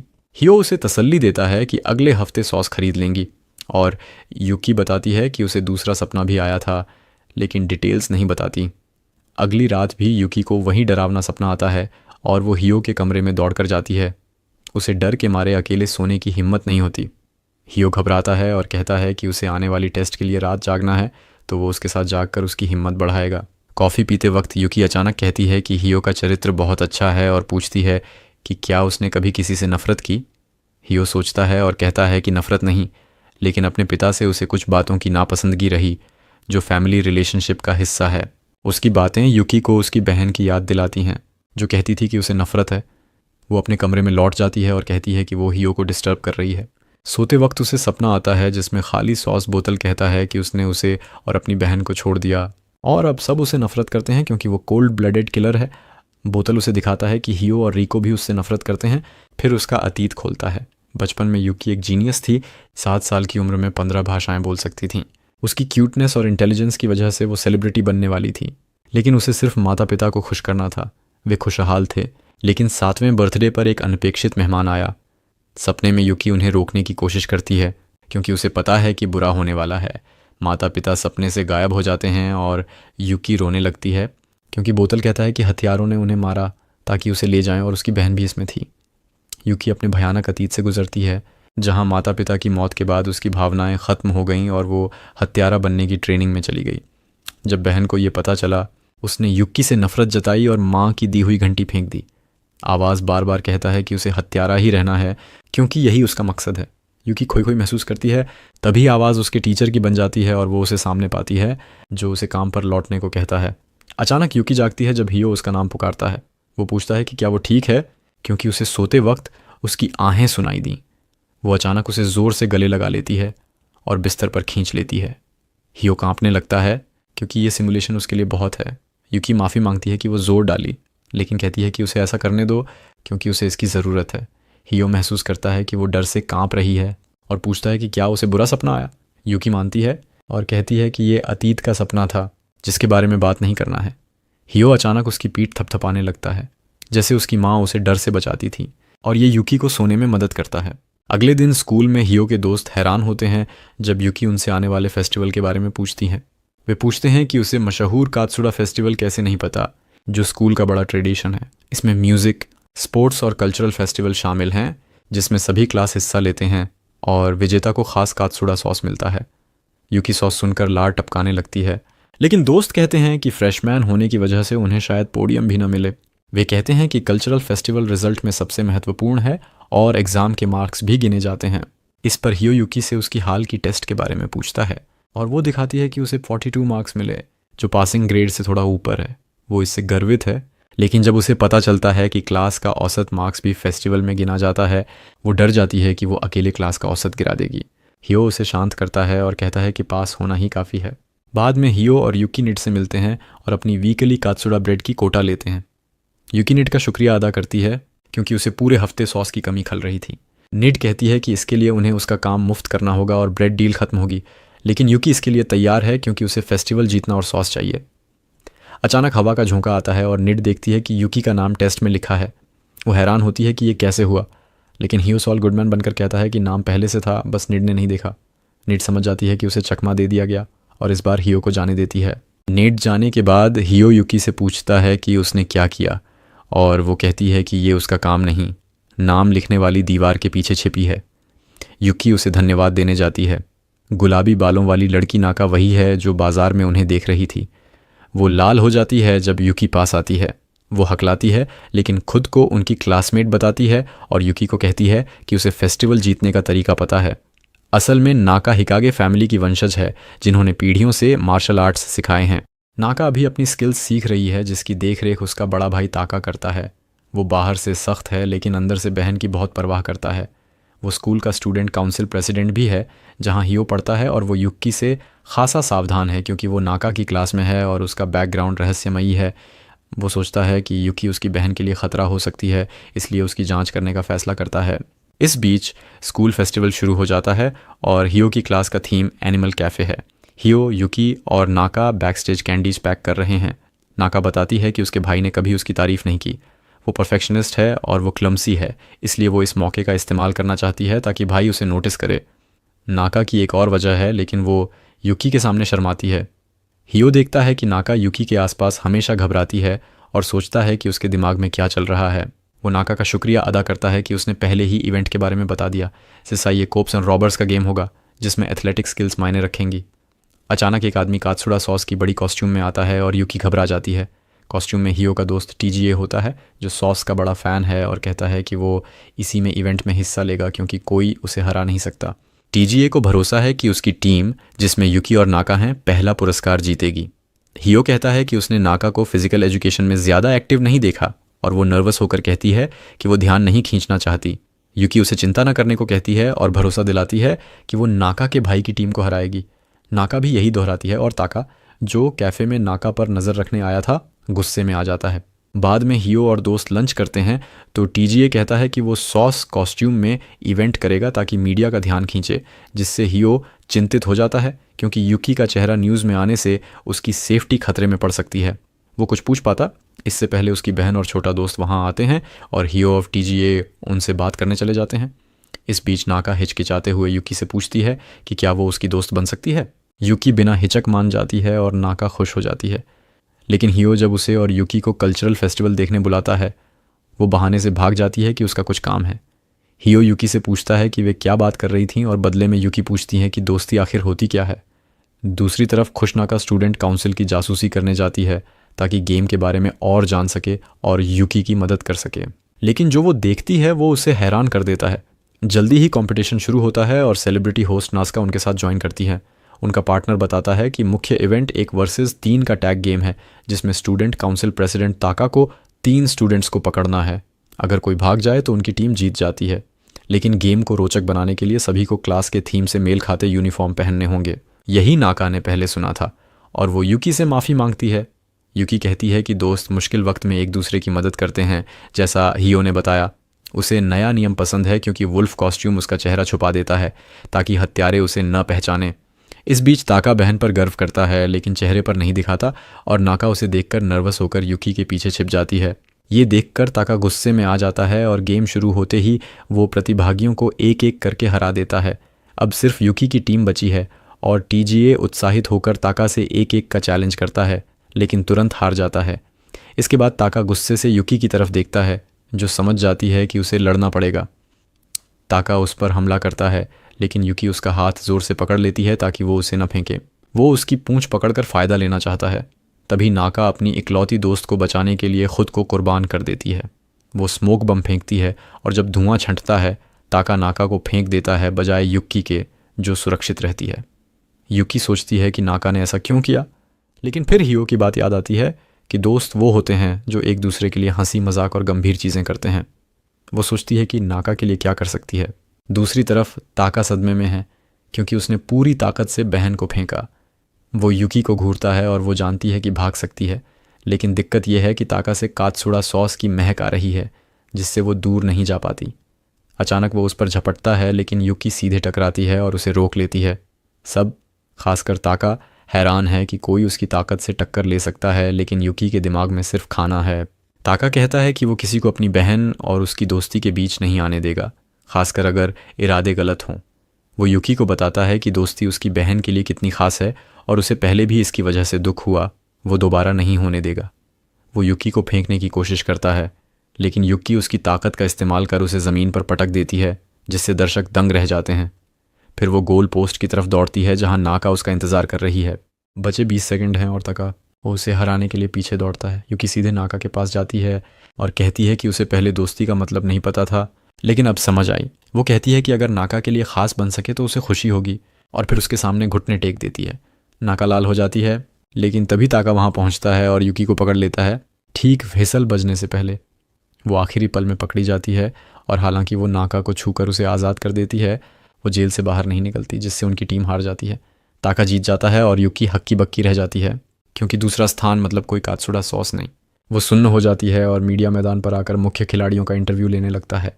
नाका को याद आता है कि यूकी ने कहा था कि उसका चेहरा कैमरे में आना खतरनाक है, और अभी वो इसे छुपाने की हालत में नहीं है। वो आसपास के संसाधनों को देखती है और जल्दी से आइडिया निकालती है।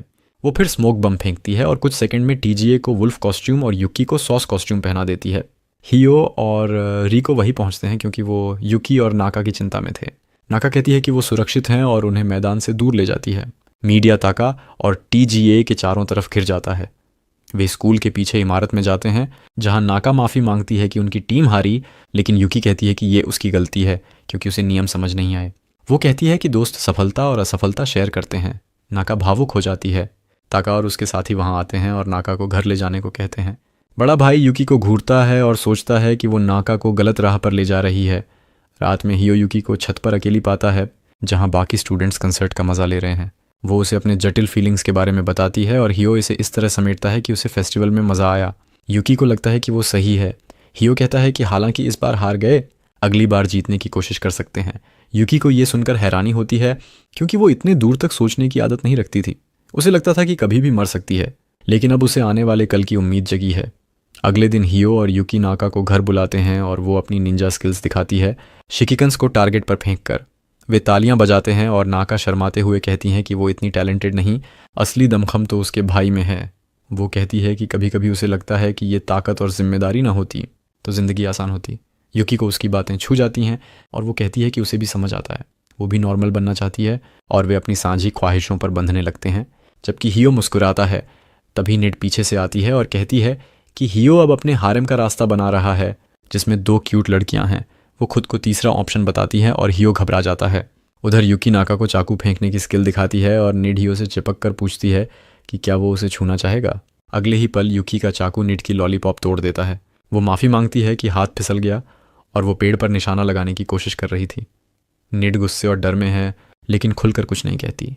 वो सिर्फ यूकी को सावधान रहने को कहती है कि अगर वो उसे मार देगी तो उसकी बहन की जानकारी नहीं मिलेगी। ये सुनकर नाका निड से पूछती है कि क्या वो भी आम इंसान नहीं।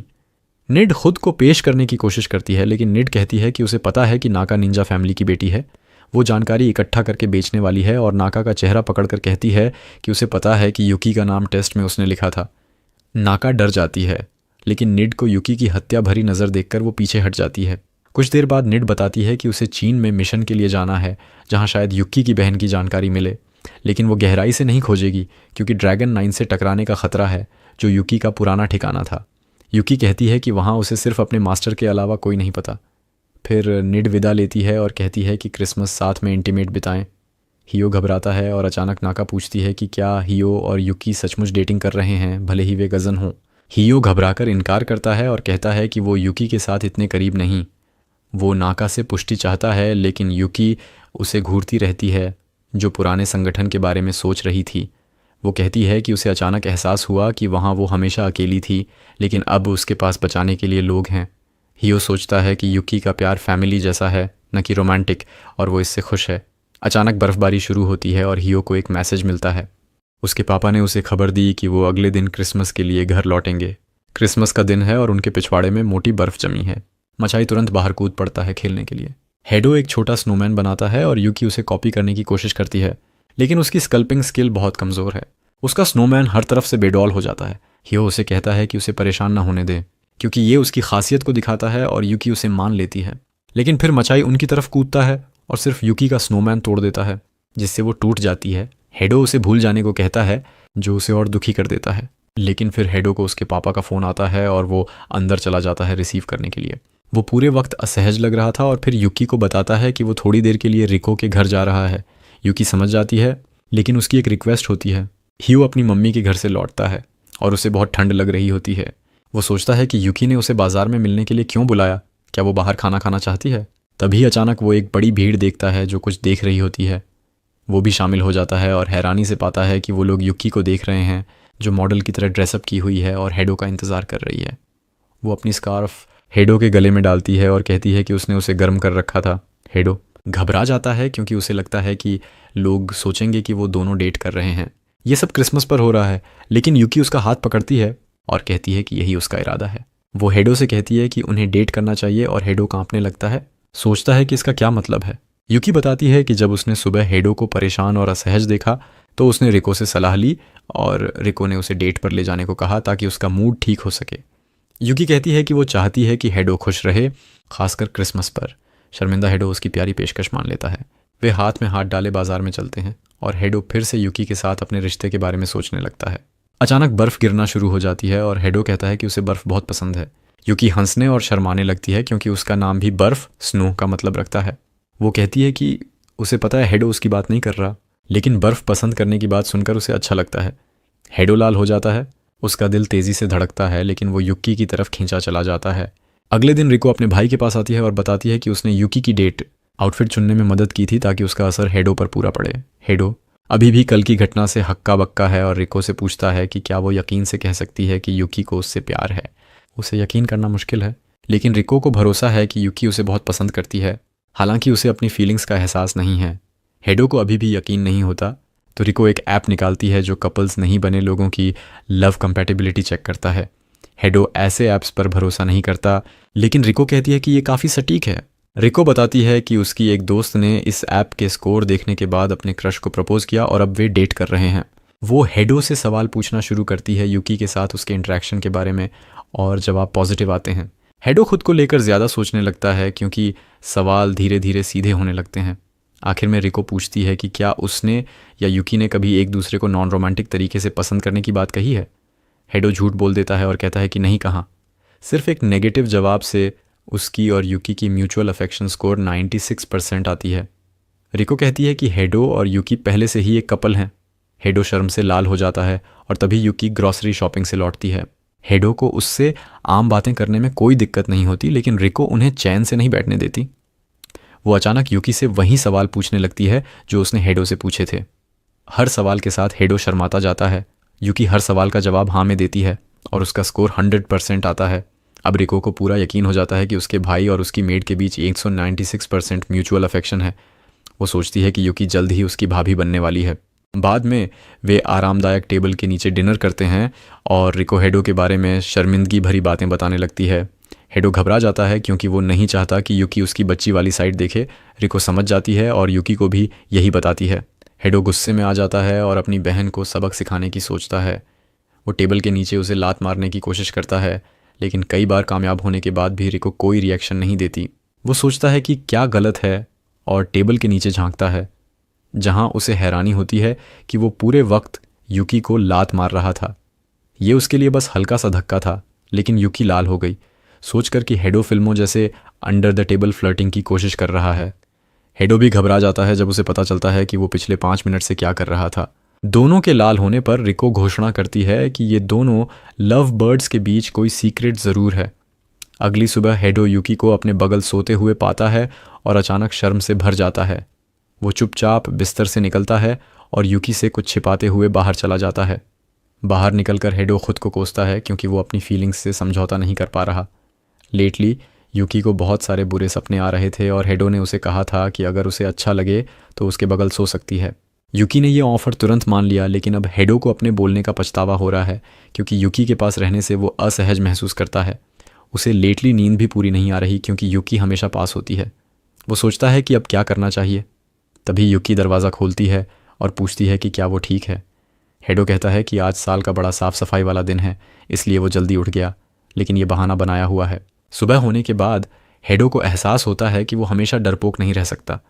वो यूकी से अपने दिल की बात कहने की सोचता है, लेकिन तभी उसकी बचपन की क्रश की याद आती है जिसने उसका इजहार ठुकरा दिया था और कहा था कि वो उसे प्यार नहीं करता, बस किसी की ज़रूरत थी। उधर यूकी हेडो की साफ़ सफाई की बात को सच मानती है और फर्श पोंछने लगती है। वो सारा कचरा इकट्ठा करती है और सोचती है कि पहली बार जब उसने फर्श पोंछा था तो उसे शर्मिंदगी झेलनी पड़ी थी, लेकिन अब मौका है खुद को साबित करने का। वो आत्मविश्वास से भरी होती है, लेकिन मचाई के पास दूसरी प्लानिंग होती है। हेडो के वहाँ पहुँचने तक यूकी फिर से फर्श पर गिरी होती है, गंदले पानी से भीगी हुई, और मचाई उसके सिर पर खड़ा होता है, तौलिया लहराते हुए। वो माफ़ी मांगती है, लेकिन हेडो जानता है कि ये उसकी गलती नहीं। वो कुत्ते को उठाता है और यूकी को गर्म शावर लेने को कहता है, लेकिन जब वो उसे गीले कपड़ों में देखता है, उसका दिल 200 बीट्स प्रति मिनट की रफ्तार से धड़कने लगता है। वो शर्म से लाल हो जाता है और सोचता है कि यूकी जैसे मासूम और भोले इंसान के बारे में गंदी फीलिंग्स रखना गलत है। वो अचानक याद करता है कि कैसे उसकी माँ उसे छोड़ गई थी और फिर उसकी क्रश ने भी उसे ठुकरा दिया था। हेडो सोचता है कि वो यूकी के चले जाने का दर्द सहन नहीं कर पाएगा। तभी यूकी दरवाज़ा खटखटाती है और पूछती है कि क्या वो ठीक है, क्योंकि सुबह से वो अजीब बर्ताव कर रहा है। हेडो दरवाज़ा खोलता है और उसे ठीक होने की बात कहने के लिए, लेकिन हैरानी से पाता है कि यूकी घुटनों के बल बैठी है, उसकी गोद तकिया बनाए तैयार है। वो चाहती है कि हेडो अपनी चिंताएं भूलने के लिए उसकी गोद में सिर रखे, लेकिन हेडो ऐसा नहीं करना चाहता, खासकर जब उसकी भावनाएं पहले से उलझी हुई हैं। वो यूकी को कहता है कि एक हाई स्कूल स्टूडेंट के लिए किसी औरत की गोद में सिर रखना शर्मनाक है। यूकी अचानक उदास हो जाती है और पूछती है कि क्या हेडो उसे बोरियत से देख रहा है। फिर वो अचानक रोने लगती है और कहती है कि वो तो हमेशा से फेलियर रही है। उसे अपनी आंसुओं पर हैरानी होती है, क्योंकि उसे बहुत दिनों से रोया नहीं था। हेडो पूरी तरह से घबरा जाता है और सोचता है कि यूकी को सांत्वना दे या भाग जाए। आखिर में वो उसे नहाने भेज देता है ताकि वो ठंड न पकड़े। यूकी मान जाती है और बाथरूम चली जाती है।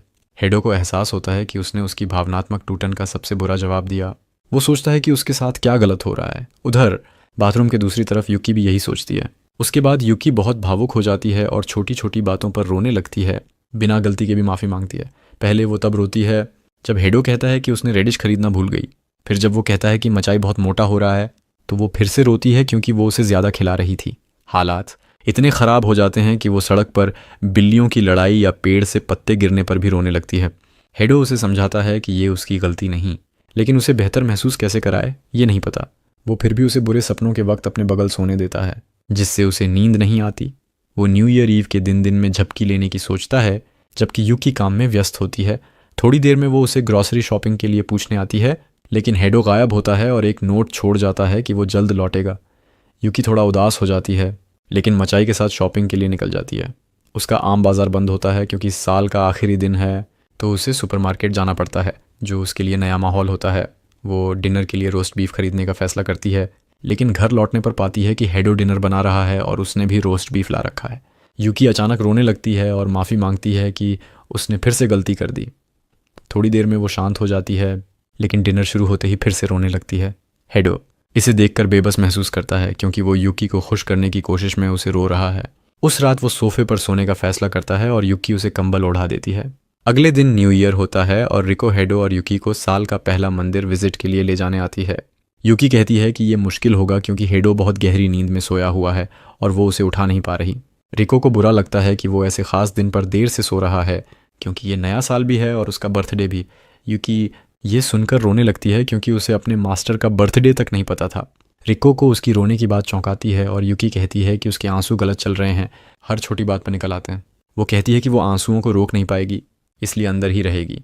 रिको समझ जाती है और दोस्तों के साथ मंदिर जाने का फैसला करती है। यूकी से हेडो का ध्यान रखने को कहती है। यूकी अंदर जाती है और हेडो का स्मार्टफोन ज़मीन पर पड़ा पाती है।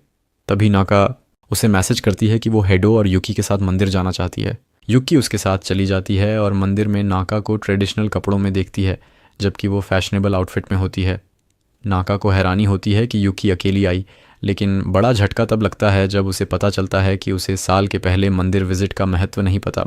नाका समझाती है कि लोग इस दिन भगवान से अपनी मन्नतें मांगते हैं और किस्मत बताने वाली पर्चियाँ निकालते हैं।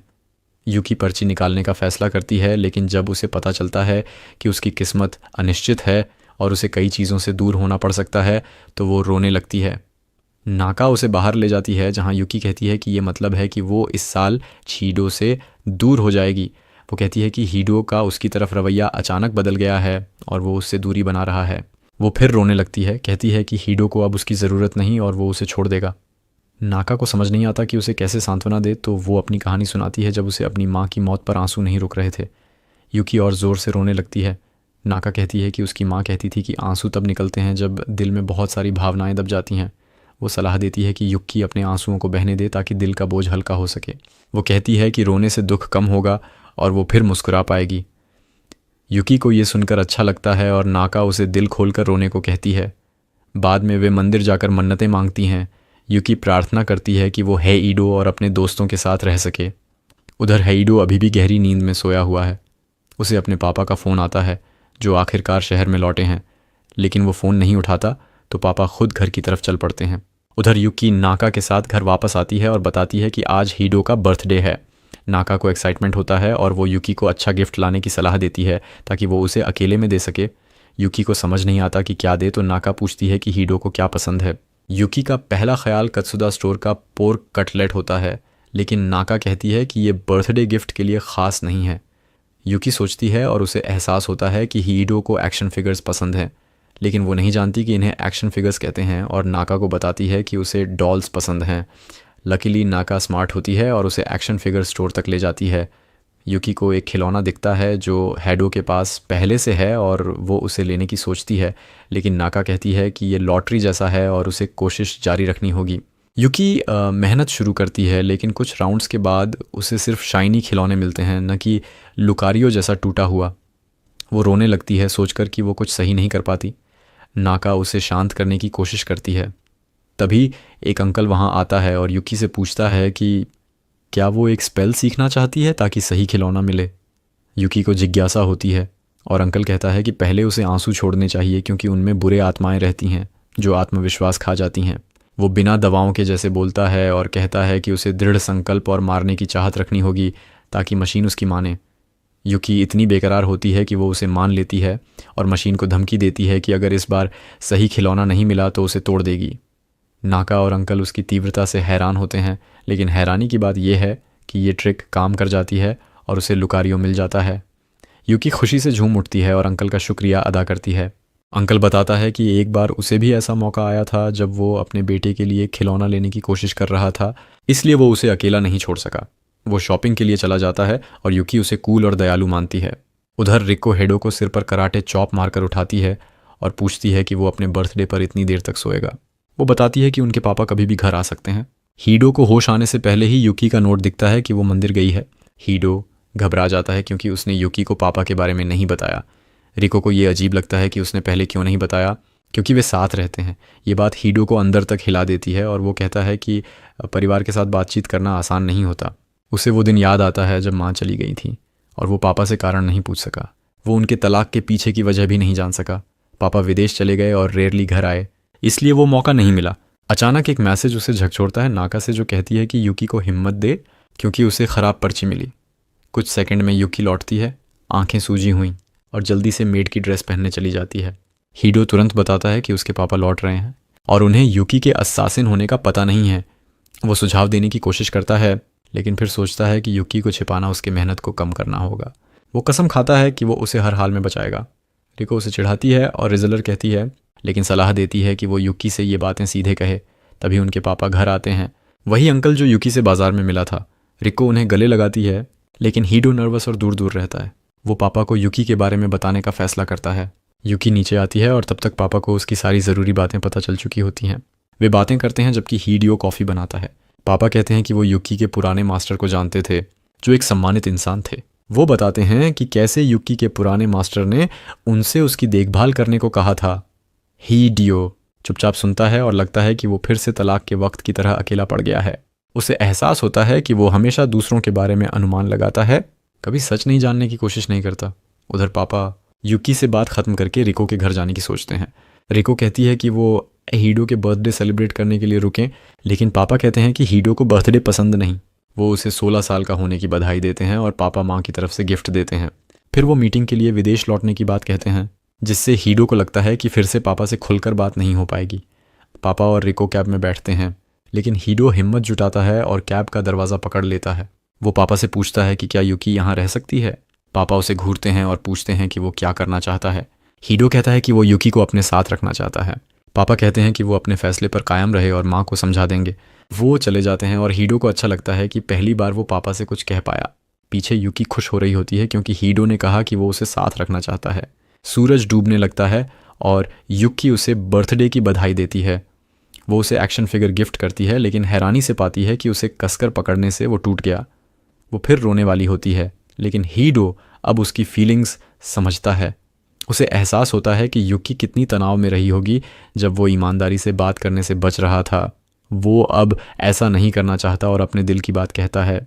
वो बताता है कि ये एक्शन फिगर उसकी पसंदीदा सीरीज़ का है, जो बचपन में था जब उसके माता पिता साथ थे। वो अपनी असुरक्षाओं और पापा से दूरी के बारे में बताता है, सोचता है कि क्या वो रिश्ता सुधार सकता है। हीडो कहता है कि वो नहीं चाहता कि युकी के साथ उसका रिश्ता कम्युनिकेशन की कमी से ख़राब हो, इसलिए वो परिवार की तरह सब कुछ शेयर करना चाहता है। युकी को ये सुनकर अपने परिवार की याद आती है और वो फिर रोने लगती है, लेकिन ये खुशी के आंसू हैं। वो हीडो से पूछती है कि क्या वो सच में उसका परिवार बन सकती है। हीडो बेसब्री से जवाब का इंतज़ार करता है और कहता है कि सिर्फ वो ही ऐसा कर सकती है क्योंकि वो उसे पसंद करता है। जब युकी कहती है कि वो भी उसे पसंद करती है तो हीडो को उसमें रोमांस का एहसास नहीं होता और वो रोने लगता है। वो कमरे में लौटता है और सोचता है कि इतनी हिम्मत जुटाने के बाद भी उसे दिल टूटने का दुख मिला, लेकिन वो ये भूल जाता है कि युकी दिल के मामलों में धीरे सीखती है। उधर वो किचन में गोभी काट रही होती है, तभी हीडो का इजहार उसके दिमाग में आता है। वो उसकी मुस्कान को बार बार याद करती है और अचानक दिल पकड़ लेती है, क्योंकि अंदर कुछ नई फीलिंग्स जाग रही होती हैं।